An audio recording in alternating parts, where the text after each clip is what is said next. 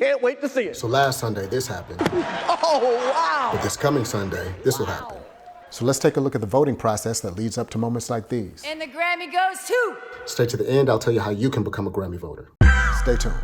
Last year I did an episode about voting on the Grammys. I think I called it Are the Grammys Rigged? Check it out if you haven't already. It'll give you a feel for the process. Plus there's some points in that one that I might not cover so much in this one, so it's still worth checking out. One thing I can give you this year that I wasn't able to give you in the last post is this time I went through the online entry process and voted in the first round. Let me tell y'all, it's not how you think. Before we get started, don't forget to like, subscribe, and share, and ring the bell for notifications. So let's turn this on. I'm gonna log in. It's the first day of the first round of voting, and they give us 2 weeks to go through it. Now, the reason why I'm trying to start early is that I'm trying to show you what it's like to give an honest vote, and I'll say almost unbiased, because I'm definitely voting for my shit. That shouldn't mess things up too much, because in this round, I can vote for 5 entries in each category. So me voting for myself in about 2 categories isn't gonna stop me from also voting for some of your favorites. So it goes over the rules. Now, one of the main rules that changed this year is that now you can only vote in 3 fields besides the general field. The Academy is always making little nudges here and there to try to make this as fair as possible. Even though that seems like a good idea in theory, like in practice, it seems a little difficult. So if I select that I want to vote in the R&B field, then I select that I want to vote in the rap field. Now that's 2. I only have 1 more field I can choose. This is just first round rules. I don't know that this is going to be the rule in the final round. Regardless of the 3 fields you choose, you're still allowed to vote in the general field. And that's Record of the Year, Album of the Year, Song of the Year, and Best New Artist. So right now I'm making my way down the R&B category. The first vote I'm casting is for myself. There's no rule against that. Besides, the song is dope. Check it out when you get a chance. You got it, you got it. Oh yeah, yeah, yeah. The songs are in alphabetical order by title. And damn, I gotta scroll all the way down. So if someone was scrolling down one at a time, they wouldn't get to my song until number 325. There I am. Vote casted. Best R&B song, 328 entries. And you'd almost be at the bottom before you got to mine. So how did I know the song was there? Because I entered it myself. I'll leave links below with details on how you can get in on the online entry process. So let's see what it's like to listen to all the entries and give a fair and honest first round Grammy vote. Challenge accepted. So when I hear an entry and I'm impressed, hitting the Spotify button or the Apple Music button or the Amazon button usually takes me to their page where I'm gonna hear other work from them. And I can take some of their other work, put it on a playlist, and scan it later. Then I'm down the rabbit hole of liking their stuff and becoming a new fan. Sometimes I'm pulling one song, sometimes I'm pulling a bunch of songs, or sometimes their whole EP. There's no way that you can really sit down in one sitting and go through thousands of songs to try to choose 5 favorites. So if you do a thorough and honest vote, it's gonna take some time. But I'm gonna spread a little bit of time over these 2 weeks so that I can at least get down these categories. Record of the Year, 1,172 entries. Song of the Year, 1,163 entries. I would suggest that you don't start with those. So whatever your subcategory of expertise is, start there. What if you're gonna listen to all these albums? You'd be listening to 91 R&B albums, 94 R&B progressive albums, 198 rap albums. This is a lot of music in a little bit of time. And maybe you're gonna be familiar with a lot of the best stuff because you've been keeping up, but you're not gonna be familiar with all of it. So how can all the hopefuls get more Grammy voters familiar? Hey y'all, I got a great new album in the mail today. Well, a couple days into the first round voting, check it out. Let me close this. So the Billboard Grammy preview came, and it reads, with Trent Reznor and Atticus Ross, Halsey made one of the year's most celebrated albums. Will the Grammys agree? Ooh. Once again, inside there's an album gift, and it's the Halsey record with Trent Reznor and Atticus Ross. I don't know how many of y'all have a record player still, but I do, so I'm gonna check it out.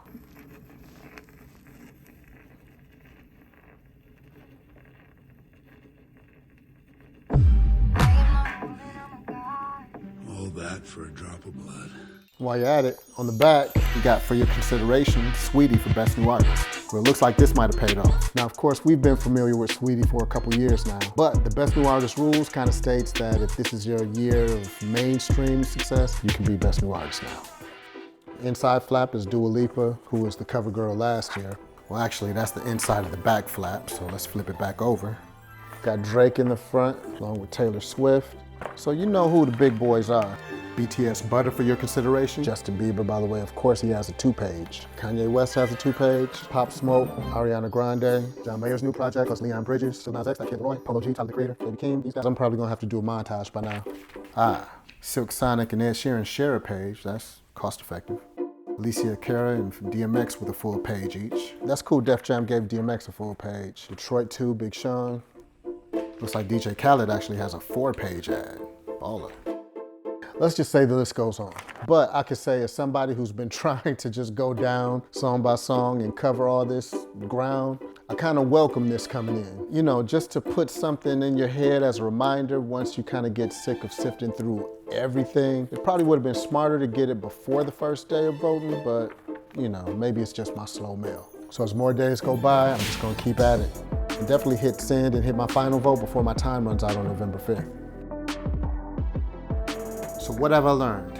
Picture yourself listening to all this music. What you'll hear is that in any given category, there's a lot of great songs you can appreciate that are well written, well produced from some great songwriters. Funny thing is at major radio, they tend to repeat a very small playlist too often. And it just makes you think, like, if there are this many good songs being written, why are those playlists so short? Radio has a pretty wide variety that they could be playing, but they don't, and that's why we don't even mess with radio anymore when it comes to new music discovery. I mean, the statistics are there, but I'll say on the flip side of that, the more open they make the entry process, meaning you at home can potentially put something in this voting pool for us to consider for a Grammy nomination. Like, you don't need a major record deal anymore, your song doesn't have to be super viral. The more crazy it can get because the committees in each field mostly screen to make sure songs are in the right genre for consideration. They're not super judgy on popularity or quality control. It is art after all, and art is subjective. So because of that, in this first round, it's us Grammy voters who are in the position of eliminating some of the bad apples. Like, an A&R didn't sit and listen to all these people and decide, yeah, you get a record deal. A capable mastering engineer didn't go through all these songs and like, oh yeah, this is ready for the radio. So the voter can be lazy, not want to hear the new stuff, and just focus on stuff they've heard before. Or maybe once you get ear fatigue and overloaded, you start focusing on artists that you already trust will give you a quality product. That's another reason why we have so many repeats. You know, artists that got nominations in the past that tend to get the benefit of the doubt moving forward. Like, I can imagine if I was doing this last minute, you'd be tempted to skip to names you know.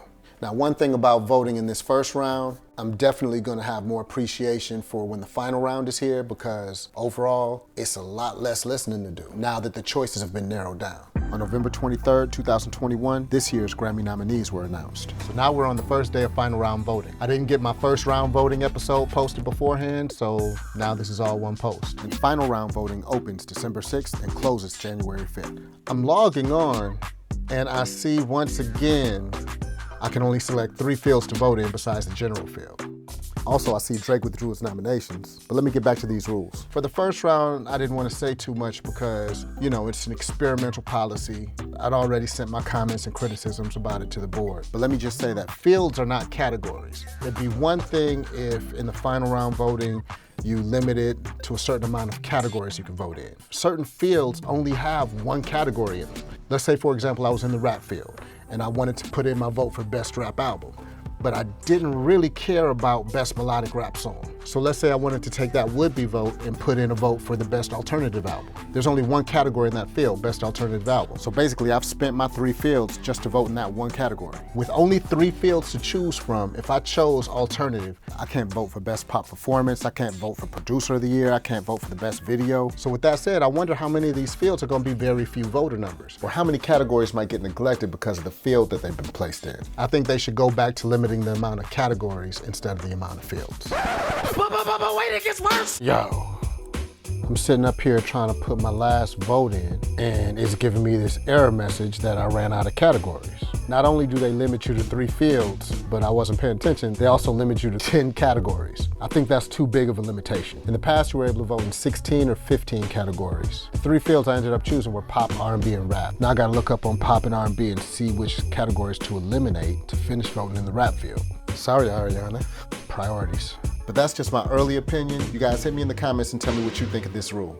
Besides that field limitation, one good new rule this year is that for the first time in the Album of the Year category, all the writers, all the producers, all the engineers that participated on the album, all the collaborating artists that participated on the album are also up for the Grammy trophy. Before this year, you weren't getting an actual trophy unless you wrote, produced, mixed, or were featured on at least 1/3 of the whole album. For example, in 2020, if you look at the Album of the Year nominees, take Lil Nas X. For his album 7, only Lil Nas X as a songwriter, one engineer and one mastering engineer are named for that category. So if that had won, they'd be the only 3 walking away with an actual Grammy trophy instead of a certificate, which might have gone to all the producers, mixers, and co-writers of every individual song of that whole album. So none of them qualified for having a third of the album. But now this year, that 1/3 rule has changed. That means if Donda wins for Album of the Year, Selena Johnson gets a Grammy trophy, along with an army of other people. Just look at the length of that list in the comparison to the other one. It's ridiculous. So you might see an army of people hit the stage when the Album of the Year winner is announced. Kind of like the Oscars or the Golden Globes when they have Best Ensemble Cast and they have all those people hit the stage at once, depending on who wins.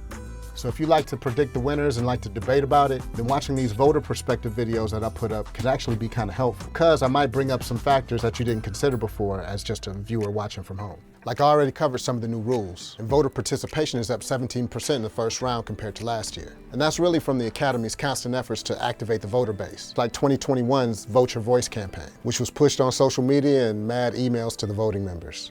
Let me tell you what I mean when I say unique voter perspectives. You never really know how each voter interprets the meaning of each category. Some people vote logically, some vote emotionally, and some vote technically. When you say Record of the Year, some people see the title Record of the Year and they think to themselves, oh, I should go with the biggest record of the year. And then some people are judging like, no, well, out of these choices, this is my favorite, so this is what I'm voting for. While other people are being real music nerds about it, because they might interpret the category to mean which song took the most skill to pull off, whether it's crazy chord changes or crazy mix techniques or a vocalist that's doing some crazy hard to pull off vocals. Which song do I think impacted the music business most this year? You never know which of these mindsets they're going from when they make these selections. Like last year, I remember voting in the pop category for best duo or group performance. Now I listen to all these songs, and logically my mind is like, well, there's only one actual group in the category, and that's BTS. Technically, I could say Lady Gaga and Ariana Grande were singing their face off, so you might say they gave the best vocal performance, but the category doesn't say best vocal performance, it says best performance as a group or duo. But like most of the other entries, it still felt like a feature, like a track that was just passed around from studio to studio, where each artist puts his or her individual part down without really thinking about what the other artist did. Like you don't get the sense that they came together in the studio and worked on it as a group. And so I'm thinking best duo or group performance, there's only one group up there performing like a group. But last year, not enough people saw it that way, so... The Grammy goes to Rain on Me. So are the Grammys out of touch? I'll say this much. I can't speak for everybody in the voting pool, but based on the rules, I can say what we likely are and what we likely are not. Every few years, the Recording Academy does this kind of sweep of the voting members. Basically checking your discography, making sure it's still current. Like, what have you done lately? Me, myself, I have work out as recently as 2021. But I can say that the mentors who originally put me in the Recording Academy, they're not voting anymore. Like through the last couple years, those inquiries came to their email and they didn't have a current discography, and the Academy kind of shuffled them on out of the voting membership pool. So in that way, the voters can't be that out of touch. Now, what the voting members are likely to be. They're likely to be adults, because for the amount of credentials that you need for you to be a voting member, it's likely that there aren't a lot of teenagers eligible to vote. And if you're a teenager that's got enough credentials to be a voting member, you're probably not the majority. And with adults voting, you might make certain assumptions. Once you're thinking about things like career path, mortgages, car payments, kids, that song about kids and pushing the most weight hits your ears a little different than the song about losing your girl or whoever you love. That's why so many nominees and winners have these emotionally connective songs rather than the... Not that there's anything wrong with those. And in time, that too will change if you want it to change and if you get involved and make the way for more of the artists and music that you would like to see get rewarded. So hopefully you know a little bit more about the process. It's a subjective game, meaning it's dependent on people's opinions, and so there's no way it's gonna be absolutely perfect for everybody. So being that it can't be perfect, the Grammys can only do what it's been doing, and that's being a constantly evolving entity, make little tweaks here and there by listening to the voting members, listening to the audience, and keep enough of an open door policy to keep evolving with the culture. Please consider signing up to Grammy.com and becoming a member yourself and get in on this. And I don't know how far along you are in your career, but check the links below, find out how to become a Grammy member, and hopefully if you got those credentials, start thinking about being a voting member. And if you're a voting member already, get that vote in by the deadline. I'll still be casting my vote for my favorites, and good luck to all the nominees. And as always, peace and keep building.